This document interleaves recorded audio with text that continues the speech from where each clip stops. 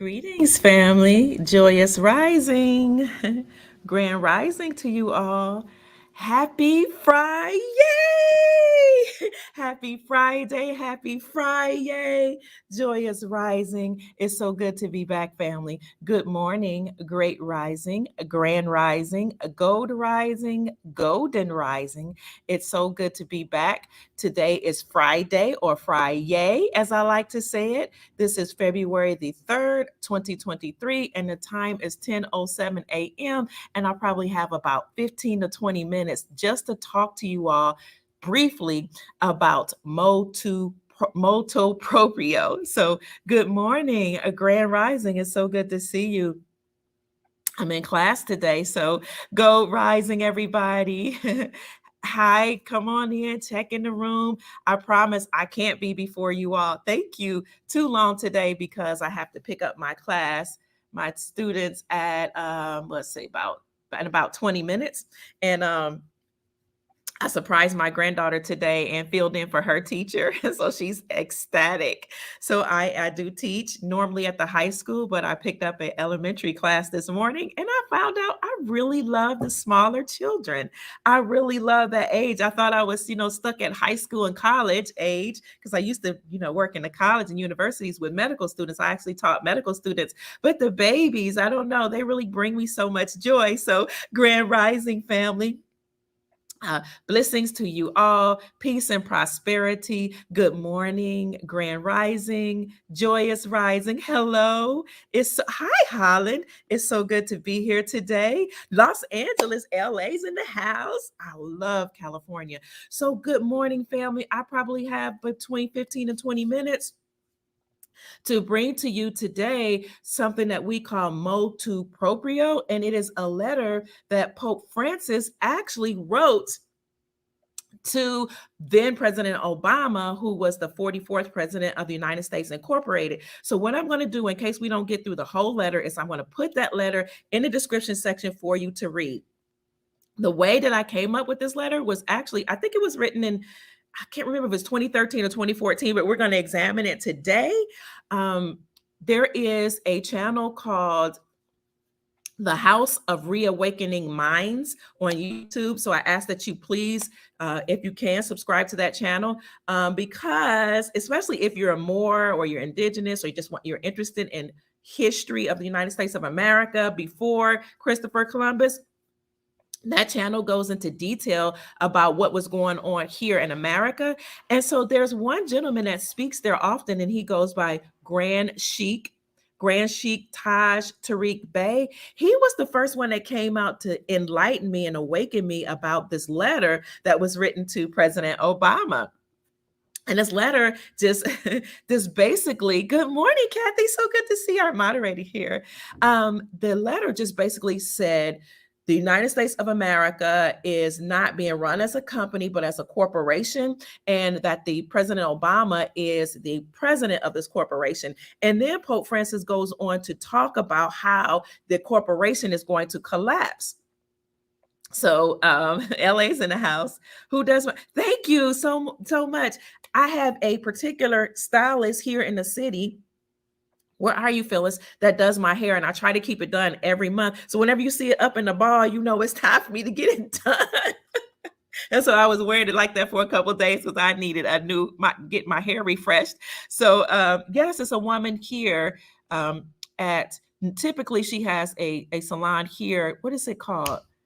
Gosh, it's escaping me because I got so much on my mind. But actually, I got my hair done yesterday at a hair school. Can you believe it? A hair school is owned by this indigenous sister who's been doing it with her family for years. So students did my hair, and she kind of struggled a little bit. So the teacher had to come help her, but it was fun watching. It took 3 of them to do my hair, but it was so fun having them to experiment on my hair and learn as they were going. So I really enjoyed that. Chatter on the line saying the RV is a sting operation. Yay! So the dong say same with the currency, then the dung to get it out in circulation. Do you really believe that? I believe that it's happening very quickly. So thank you so much, sister. You're in Virginia. Oh, she did a great job. Thank you, Sister Phyllis. So, Grand Rising family, my time is like it's short today. So let me get right to it. I wanted to show you all this letter because Pope Francis actually told everybody that the United States was a corporation and not necessarily being run as a country, and that it had to be demolished and that it had to go be restored back to the republic. So in case you all haven't heard of that letter, let me get right to it. And again, you're welcome. Pope, what's his name? Grand Sheikh Taj Tariq Bey. He goes by the Grand Sheikh of the Moors. He's on this channel called House of Reawakening Minds, who did an excellent job explaining motu proprio when the letter came out. Now, some people would say the letter's not real. They never heard of the letter. They can't believe in it. But once that letter came out, Jen, you actually saw the collapse, complete collapse, actually kind of like a slow collapse of the United States Incorporated. So I really feel like I know that this letter is a true letter. You remember hearing about that letter? Thank you, Dragonfly. I'm not making it up, right? So let's look at that letter. I'm going to show you. Hi, Australia. Taking the monarchy off their currency. Ooh, send that to me at kiapruitt@gmail.com, Noble. So good morning, Nobles. Oh, you do? Beauty Academy. Those girls, it's so nice to patronize them because they learn as they go. And then, you give them a little tip and it incentivizes them to do better. What'd you say? You're going to work? Okay, let's get to it then. You're at work. Okay, let's get to it so people can get back to their work. So this letter is motu proprio. I'm going to read it, so please be patient with me because I only have like 15 more minutes, but it's important for you to see that this was predicted. And if you all want to hear the complete reading of that, I don't know why they keep showing all these ads on my videos. This is the video that I actually read it, and it's called Warning, Pope Francis Told Us the United States Would Collapse. That was 4 months ago that I did that. I actually just read the letter on that day, and I didn't go into detail. I think my cousin had just passed. I call her my sister cousin, and I wasn't in a good mood, so I didn't really do a live video. You just see a picture of me on that, and then I read it. So let's get into motu proprio. Good morning, family. I'm so glad to see you all. Here we go. Oh, thank you. Somebody said I'm killing it with the truth. Thank you so much. So this was actually produced by prepareforchange.net, or I should say published. And it says, Pope Francis sends Obama a powerful letter on July 4th. He sent it during Independence Day in 2014. And I heard about it around that time from the Grand Sheikh of the Moors, Taj Tariq Bey. And in case if you all don't know who the Moors are actually African-American people or people classified as Black here in America who are the Amoricans or the indigenous people here that have been erroneously called Black, which you all know from this channel. Black means bleak, void, pale, blank. And according to Black's Law Dictionary, it means you're a slave and you have no legal standing in law. So that's why they had people indigenous that look like me to cast those spells, calling ourselves Black. And then we were originally called indigenous, and then copper colored. And if you look up the 1828 Webster's definition of American, it will say the copper colored people found here by Christopher Columbus. I'm gonna look it up for you. But now applied to European dictionary. Let's see, definition. So for we were first called indigenous, and then they changed our designation to native, and then colored, and then colored, I think, and then Negro, and then Black, and then African American. And as a matter of fact, we didn't like to be called Black because it used to be a bad thing to be called Black. So, nobody wanted to be called Black back in the day. I'm going to get to this letter, but let me show you what the original definition is. So we didn't like to be called Black, so they commissioned James Brown to come up with this song, Say It Loud, I'm Black and I'm Proud. And that kind of got people out of feeling like that was a bad thing, and they started calling themselves Black. And then I think it was the 1970s, Jesse Jackson was commissioned with calling us African Americans. So Black is not an ethnicity or a nationality. The copper-colored people were the people that actually look like me. They came up with this story that we all came from African slave ships, and that story is a lie. Maybe some people did, but that story is a lie. All this truth will come out later on. So I just wanted to show you this definition here. 1828, you all can look up the Webster's definition of 18 of American. A native of American or originally applied to the Aboriginals or the copper-colored races found here by Europeans, but now applied to the descendants of Europeans born in America. So it says, notice it talks about, it says copper-colored. So copper is the main chemical element of melanin, which gives Moors, Moricans, Moricanes, actual Americans that had dark brown olive hue. So this information, some of you already know. A lot of people just didn't know that we were here before Columbus, and you can read that book called They Came Before Columbus, and that is written by Dr.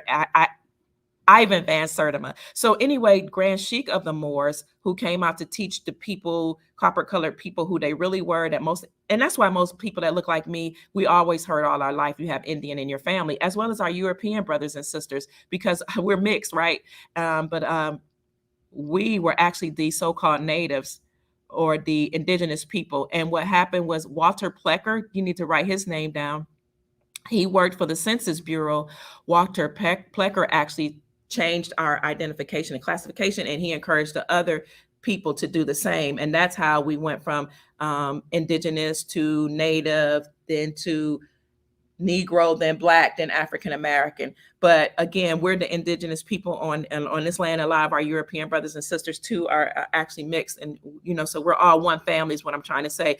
But the Mongoloid people that were able to come here and call themselves Native Americans they actually came from Asia, and they crossed over to America through the Bering Strait. But they were not the indigenous original people here. The so-called Black people are. And that's why the United Nations in 1990 classified us as the oldest indigenous people of the planet, because most of you all know anyway that America is the cradle of civilization, that everything started here. It's Egypt, it's Israel, all that is here first. If I get time, I'll show you the original map. So let's get into this letter. So before I have to pick up the babies. This is again from Prepare for Change. So not, most of us know that the Republic actually was overtaken by bloodline families, and it was incorporated, turned into a corporation in 1871, and was owned by the Vatican. This corporation was actually incorporated in Delaware as a nonprofit religious organization, and it was considered actually a corporation with other entities that were aligned with it, like the FBI, CIA, CPS. All those are actually individual corporations, but they had some type of allegiance with the United States Incorporated. So now this is a letter that the Pope wrote. So let me just read it here. So it was turned into a corporation in 1871, and the United States Corporation is ultimately owned by the Vatican. This is what gives the Pope or the Vatican the authority in this letter. The letter was posted actually August 19th, 2015. But if this posting is correct, it was sent to Obama. Actually, that's what I thought. It was sent to him July 4th, 2014, because I think that's when I first heard about it, around 2014, when the Grand Sheik of the Moors, Taj Tariq Bey, brought it up. So it confirms that the United States was operating as a corporation, and it confirms that General Carter Ham was leading the new republic when it was announced. So he'll talk about Carter Ham. He'll talk about how the Grand Army of the Republic was put in place to actually take down the corporation. And that's why we keep saying the white hats of the military are in control. So let's look at, I'm gonna leave this letter so you all can look at it for yourself. When Nassar is announced, the new interim president becomes the president of the new republic for 6 months, after which time we have free elections. Got to be careful not to say that word. And then we'll elect the interim president for another 4 years or elect someone else. So it's pretty self-explanatory. Civil orders, July 4th, 2014, issued to all members of the domestic police force. This letter was, listen to this, issued to the police force, to the U.S. Marshals, the Provost Marshal, members of the American Bar Association, and the American Armed Services. These organic American states of the Union, known as the United States of America Major, exercising plenary civil power upon the land hereby they appointed General Carter F. Ham to lead and command the Grand Army of the Republic and its successors under the guidance of Joint Chiefs of Staff and with their full support. So you can see the Army is in control now. Should it become necessary to suppress commercial mercenary forces operating under the guise of being federal government agencies, including but not limited to the Department of Homeland Security, the Federal Emergency Management Administration, the Internal Revenue Service, the Bureau of Alcohol, Tobacco, and Firearms, General Ham shall assume immediate command and control of all armed forces and services owed to the United States of America Major, the company, stationed in the country, I believe, stationed in North America, and shall join them under his command as the Grand Army of the Republic. All forces of air, land, and sea are to be employed. So basically he was saying we have to employ all the forces to do what I'm going to tell you that you have to do to take down the deep state or the incorporation and restore the republic. Any cost or loss suffered as a result of deployment of the Grand Army of the Republic shall be charged as stipulated prior. So it goes on to talk about how the Grand Army of the Republic is to they're enabled by the order of whoever's given this order on all 50 states for the purpose of securing the lives and property of the American states and the American citizens. So I want to get down. Here we go. I'll let you all read this for yourselves. Now, let me just go ahead and read it. No orders, executive or otherwise, issued by Barack H. Obama pretending authority on the land of the American states while operating as President of the United States Corporation, nor as the President of the United States of America Minor, are owed any performance by the Joint Chiefs of Staff, General Ham, or any ordinary. So I'm going to go down and just read the letter. Mr. Obama is the president of a governmental service corporation under contract to provide stipulated services to the organic states and is on their payroll. He was working for the company. All presidents work for the company. He otherwise acts as a foreign dignitary representing the United States of America Minor. Again, this is written by the Pope Francis in 2014. In neither of these capacities is he allowed any granted authority to oppose upon American state citizens, endanger American state property, or command mercenary forces on American soil. So it goes on to say they require the Joint Chiefs of Staff and General Ham to commence measures to disarm federal civilian agency personnel and to seize control of the vast stockpiles of arms which have been improperly amassed by the Department of Homeland Security. So I'm just going to read through this a little, just a little bit because I got to pick up my babies. We direct from the library. We direct the Joint Chief of Staff to communicate these first two general civil orders directly to Mr. Obama, the members of the United States Congress, the administrators of all federal agencies, the members of the Supreme Court, and those acting as governors, right, because they're not lawful governors, to compel their rapid understanding and cooperation. So let me get down to what they talk about. I just want to show you. Okay, I'm gonna go ahead and read the rest. So here we go. Any and all corporate officers of the United States and any successor inheriting federal service contracts who support, condone, or promote such crimes against the American states or against American state citizens shall be subject to arrest and prosecution for commercial and violent crimes. All foreign officials operating as elected or appointed officials of the United States of America Minor who support, condone, or promote crimes against the American states or against American state citizens shall be subject to arrest, confiscation of their assets, and deportation to Puerto Rico, Guam, or such other states as may be willing to receive them.